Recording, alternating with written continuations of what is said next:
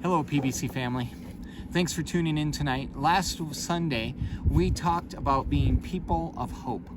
And one of the things we talked about is how important it is for us to have hope for our future. God provides us with this, with the promise of our future with Him in glory. But it's also important for us to have hope as we go through our life here and now.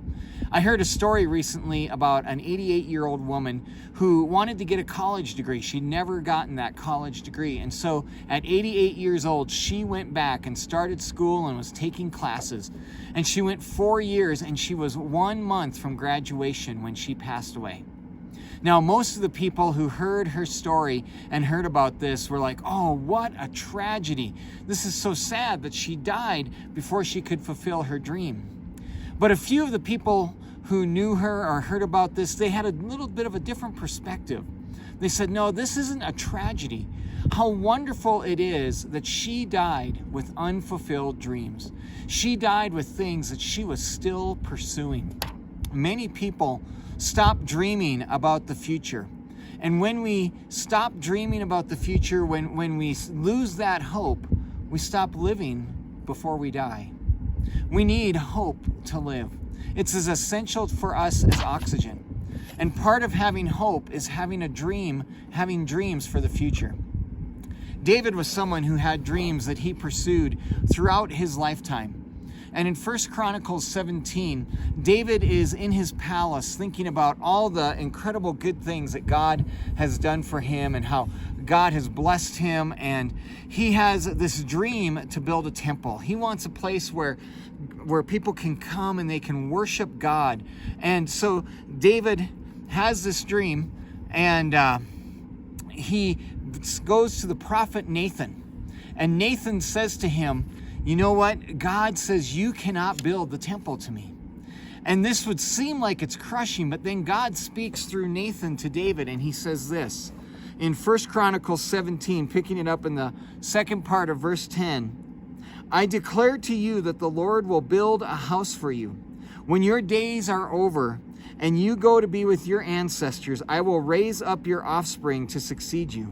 One of your own sons and I will establish his kingdom. He is the one who will build a house for me, and I will establish his throne forever.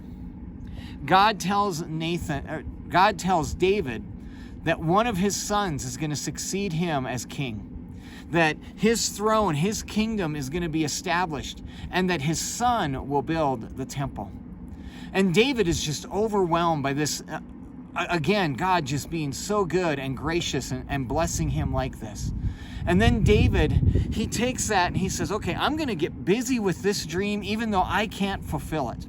And so he works to prepare his son Solomon to take over the throne. He goes and he raises the funds necessary. He does all the preparation so that when David dies and the throne goes to Solomon, everything is ready for Solomon to fulfill that dream and build the temple.